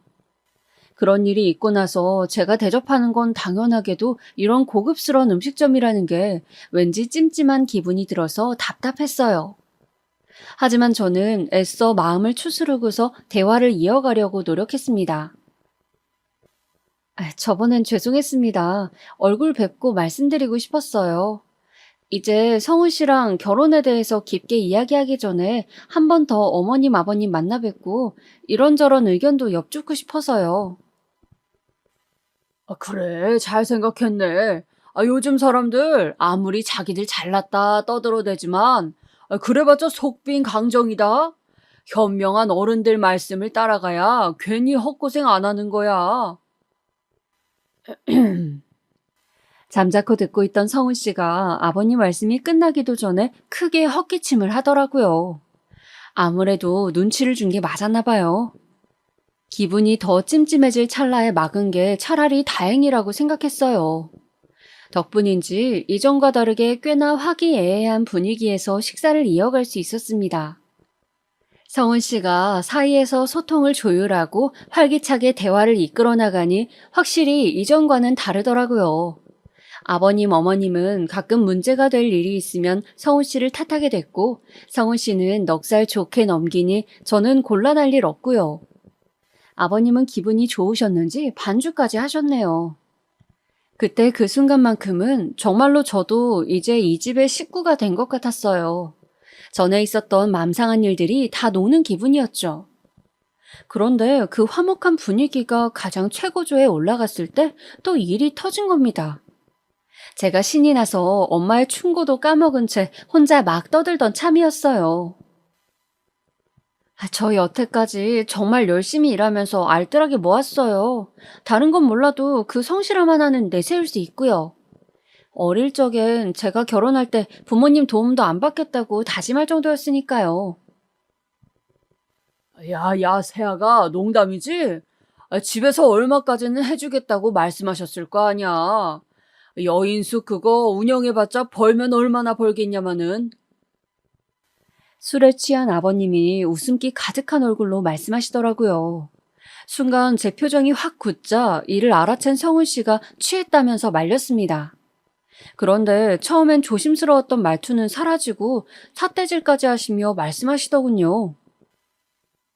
사실 난 다른 건 안 바랐다니까? 명망 높은 집안이거나 성훈이 그 가게 하나 내줄 수 있으면 결혼 허락하려고 했었지. 당장은 어려워 보이긴 한다만 결혼하고 나서 뒷바라지 해줄 수 있으면 됐지 뭐. 아버님, 약주를 하셔서 그런 건지 원래 그런 생각을 가지셨던 건진 모르겠지만 저희 집에 대해서 이렇게 또 운운하시는 건 듣기 좀 속상하네요. 그래? 말이 나와서 그러는 건데 너 내가 한 말이 그렇게나 속상했냐? 그래서 성훈이 얘한테 헤어진다니 뭐니 겁준 거야? 어른이 이런저런 말을 하다 보면 농담도 할 수 있는 거고 속 이야기도 할 수 있는 거지. 그게 그렇게 섭섭했니? 애초에 결혼할 생각이 없는 건 아니고. 네, 말씀처럼 결혼 생각을 정리해가는 단계지 아직 성우 씨와 결혼한 사이는 아니죠. 그러니까 농담이든 속 이야기든 어느 정도 예의는 차려주셨으면 해요. 저도 2번 겁주기는 싫거든요. 제가 맞받아치니 성우 씨가 이번에는 저를 막아서더라고요. 그만해. 그냥 넘어가자. 뭘 그만해? 우리 집에 대해서 얼마나 아신다고 이렇게 매번 깎아내리는 건데? 오빠는 나에 대해 대체 뭐라고 했길래 이렇게 쉽게 말씀하시는 거냐고. 네 기분 하나 맞춰주려고 우리 부모님이 언제까지 눈치 봐야 돼? 소영이 네가 어려서 잘 몰라서 그러나 본데 이럴 땐 그냥 네네 하고 넘어가는 거야. 저 말을 끝으로 폭발한 저는 바로 일어서 나왔습니다. 나오는 중에도 뒤쪽에서 계산은 하고 가냐는 둥 어이없는 대화가 들려오는데 기가 차서 문을 박차고 올 수밖에 없었어요. 후에 이 이야기를 결혼한 언니에게 들려준 적이 있습니다. 그랬더니 그쪽 부모님이 결혼 전에 미치지 않기 위해 기강을 잡으려고 한 게 아니냐고 하더라고요. 본인 집안이 내세울 게 없으니 그렇게라도 영향력을 보여주기 위해서요. 그런 식으로 신부 쪽보다 더 좋고 아쉬울 거 없다는 주장을 하려고 계속 저와 저희 집을 깎아내린 거라고요. 막상 이야기를 듣고 보니 정말 그런 것 같았어요. 그래서 만약 제가 구체적으로 저의 배경에 대해서 설명하고 내세웠다면 어떤 태도를 보였을까 싶더라고요. 남들 다 하는 결혼인데 별탈 없이 결혼해서 행복하게 잘들 사는데 내가 왜 사랑하는 사람과 그 가족들한테 이런 수모를 당해야 하는지 너무 억울하고 분해서 있던 정 없던 정까지 전부 다 떨어져 버렸네요. 이번 기회로 사람은 쉽게 변하지 않는다는 걸 너무나 확실히 깨달았고요. 나이 30이 넘어서 엉엉 울며 집으로 돌아가니 엄마 아빠가 놀라서 달려오셨어요. 왜 그러냐며 저를 달래주시는데 죄송스러워서 울음이 멈추질 않더라고요. 어느 정도 눈물을 쏟아낸 뒤 진정한 저는 처음부터 끝까지 전부 털어놓게 되었습니다. 저를 믿어주셨던 가족들을 더는 실망시키고 싶지 않아서요. 그동안 남자친구와의 만남에 대해 구체적으로 말을 한 적이 없기에 부모님은 적잖이 놀라신 것 같았어요. 그런데 저를 가만히 바라보던 아버지가 갑자기 생각지 못한 말씀을 하시더라고요. 상견례 진행하자. 장소는 내가 잡을 테니 그쪽한테 연락해서 식사 자리 마련해. 뭐? 말도 안 돼. 나 결혼 안 할 거야. 갑자기 상견례를 하자고 하니 도통 이해가 가지 않더라고요. 그런데 아버지의 너무나 단호한 모습에 거절할 수가 없더라고요. 어차피 결혼 진행할 생각도 없고 따로 계획이 있으니 최대한 빠른 시일 내에 약속을 잡으라고 하실 뿐이었어요. 저는 어쩔 수 없이 모른 척하고 그날 밤 바로 성훈 씨한테 전화를 했습니다. 제가 먼저 전화를 하니 안 그런 척해도 굉장히 기뻐하더라고요. 아무래도 오늘처럼 강경하게 나간 게 먹혔다고 생각하는 것 같았어요. 그 생각이 핸드폰 너머로까지 느껴지니까 정말 재수가 없더라고요. 금방 목소리를 깔고서 대답하기에 저도 진중한 목소리로 오늘 있었던 일에 대해 사과했습니다. 아버님, 어머님이 많이 화가 나셨지만 본인이 잘 말해보겠다고 하더군요. 그래서 전 바로 상견례를 제안했습니다. 성우 씨는 다소 놀란 듯 했지만 알겠다면서 수락했기에 생각보다 일은 일사천리로 진행되었어요. 그렇게 일주일 후 생각지도 못한 상견례를 갖게 되었습니다. 상견례 자리는 놀랍게도 저희 호텔 1층에 있는 레스토랑이었어요. 아버지의 계획이 어느 정도 예상이 갈 즈음 성우 씨와 어머님, 아버님이 들어오셨죠. 다행히도 저희 호텔이 성훈 씨 집과 그리 멀지 않아서 편히 오신 눈치였어요. 너무 편해서 궁시렁거리는 게 다 들릴 정도였지만요. 사돈댁은 뭐 이런 좋은 데서 만나자고 하시니? 이까짓 거에 기죽을 줄 알고? 그렇게 조용한 룸에서 모여 상견례 자리를 시작했습니다. 가짜니 뭐니 해도 어찌됐든 상견례여서 그런지 꽤나 정중하고 정숙한 자리였고요. 엄마가 정적을 깨고서 부드러운 말투로 대화를 이끄셨어요. 하지만 마지막으로 만났을 때 자리를 박차고 나왔으니 저에 대해 그쪽 아버님, 어머님이 부정적으로 생각하고 계실 수밖에요. 그렇기에 이야기를 나누는 시종일관 비꼼과 불평스러운 언사가 이어지더라고요. 하지만 신기하게도 저희 부모님은 기분 나쁜 티 하나 없이 웃으며 받아치시더라고요. 오히려 그런 태도가 상대편의 심기를 더욱 건드린 것 같더라고요. 사실 오늘 자리는 안 나오는 게 좋지 않을까 고민 많이 했네요. 아들놈이 뭐에 홀렸는지 사정사정하기에 나와본 겁니다. 아시는지 모르지만 따님을 만날 때마다 어른을 대하는 언행이 많이 불편했었거든요. 그래서 결혼을 이야기하기엔 아직 이르고 예우를 먼저 가르치시는 게 도리이지 않을까 싶었네요. 옆에서 이 끔찍한 말을 다시 한번 더 들으니 정말로 속이 부글부글 끓는 것 같았어요. 성훈 씨는 이젠 아예 아버님처럼 가기로 한 듯이 고개를 빳빳이 들고 우리 가족을 바라보고 있었죠. 전 일부러 성훈 씨와는 눈도 마주치지 않았습니다. 그렇군요. 저희 딸아이가 결례를 범했다면 사과드리겠습니다. 저희가 부족해서 그런 듯하니 이해해 주세요. 무슨 말씀인지 잘 알겠네요. 이런 이야기는 곤란하실까봐 안 하고 싶었는데 제가 그 당시 알만한 대학교를 나왔거든요. 남들 술 마시면 올 때 혼자 방에 틀어박혀서 공부 열심히 했습니다, 저.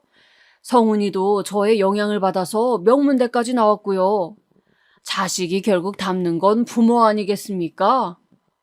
듣자 하니 중졸이시라던데 그런 면에서 솔직히 좀 걱정스럽긴 합디다. 머리도 유전 아닙니까? 아버진 대답 없이 웃으며 커피만 마셨습니다. 그러시더니 하시는 말씀이 저희는 그쪽처럼 아이를 캐묻진 않아서 구체적으로는 알지 못합니다만 종종 이야긴 들었습니다. 지금은 퇴직하고 집에서 쉬고 계신다면서요? 좋은 대학교까지 나오셨는데 그저 그런 회사에서 정년퇴직까지 하시다니 참을성이 좋으시네요. 아, 그쪽 아들도 똑같은 길을 걷고 있으니 말씀처럼 분명 유전이 많네요. 지금 말 다 했습니까? 알량한 학벌로 유세 떠는 그쪽 집안에 저희 귀한 딸 보낼 생각 애초에 추호도 없었습니다. 다만 저는 그 귀한 아들을 보지 못했으니 공평하지 않아서 자리를 마련한 겁니다. 그런데 막상 지켜볼 가치조차 없어 보여서 괜히 왔나 싶네요. 못 배워먹어 사람을 내리 깔아본다고 들었는데 누굴 닮은 건지 잘 알겠습니다. 제 두 눈으로 보고도 못 믿을 광경이네요. 그럼 저희는 일어나죠. 대화도 안 끝났는데 어딜 일어납니까? 앉으세요. 저도 그러고 싶지만 이렇게 겸상을 하기엔 수준이 안 맞네요. 뭐 아주 천천히 즐기다 가세요. 이 호텔 제 거거든요. 뭐요? 숙박업치고 좀 크긴 하네요. 아, 오늘 식사는 제가 대접하려고 했는데 덕분에 밥맛이 떨어져서 마음이 바뀌었습니다. 드신 건 계산하고 나가주세요. 그럼. 당황한 성훈 씨와 그 가족을 두고서 우리는 밖으로 나왔습니다. 이윽고 세 사람이 나와서 도망치듯 호텔 밖으로 빠져나가는 것까지 지켜보았죠. 아마도 분명히 성훈 씨가 나가면서 로비에 있던 저를 본 것 같지만 아는 척 없이 서둘러 나가더군요. 속이 너무 시원했지만 한편으론 내가 사랑했던 사람과의 끝이 이런 식이라니 많이 서글프기도 했어요. 그런 저를 위로해주는 건 이번에도 부모님이었습니다.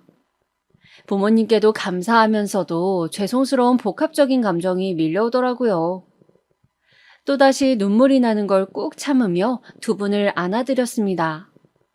부모님이 너무 자랑스럽고 저도 자랑스러운 딸이 되겠다는 말과 함께요. 그러자 아버지가 말씀하시길, 네가 우리의 자랑거리가 되려고 애쓸 필요 없어. 부모와 자식은 완전히 달라. 그러니 너는 그냥 네 자리에서 스스로의 자랑이 되면 돼. 엄마 아빠가 여태껏 그런 마음으로 살아온 것처럼 말이야. 30 넘어 처음 안긴 부모님의 품은 너무 따스하고 든든했습니다. 그렇게 헤어진 뒤로 성훈 씨에게 몇 번이나 전화가 왔어요. 호텔 하는 걸 왜 자신에게 속였냐며 거짓말한 건 어떤 음모를 가지고 자기에게 접근하기 위해 그런 거 아니냐고 캐묻더라고요. 그래서 저는 누가 말만 앞서고 가진 거 하나 없는 거지에게 접근하냐면서 바로 차단해두었죠. 아마도 지금쯤 배 아파서 몸져 누워있지 않을까 싶네요. 이번 한 번만 속상해하고 넘기면 너무 아쉬우니까 제게 좋은 소식이 생기면 어떤 방법을 써서라도 틈틈이 알리려 해요. 유치할진 몰라도 당신이 어이없이 떠나보낸 사람이 이 정도로 대단하다는 걸 알았으면 싶어서요. 제 마음까지 파혼하려면 시간이 조금 더 필요할 듯 하네요. 그렇게 절망에 빠질 일도 아니지만 파혼을 결정하고 단 한 번도 후회한 적 없었어요. 제가 선택한 일에 대해 매 순간 책임지려고 했고 그 길이 험난하고 괴로웠지만 최선을 다해 해결하려고 노력해왔어요. 아마도 아버지가 해주셨던 말씀은 비단 일뿐만이 아니라 우리네 인생에도 적용될 수 있는 말인 것 같아요. 이렇게 돌아보니 한심한 실수를 참 많이도 저질렀네요. 하지만 좀 뻔하긴 해도 사람은 실수로 성장한다고 다들 그러잖아요. 그로 인해 적잖이 배우고 또 성장했으니 달갑게 받아들이려고 합니다. 앞으로 또 크고 작은 실수를 할 테고 그에 따라 후회도 하겠지만 이를 극복할 힘이 있다면 전 언제든 최선을 다해 소용돌이 같은 삶 속으로 뛰어들겠어요. 저의 이야기를 들어주셔서 감사합니다. 여러분 모두 후회 없는 삶을 살아가시길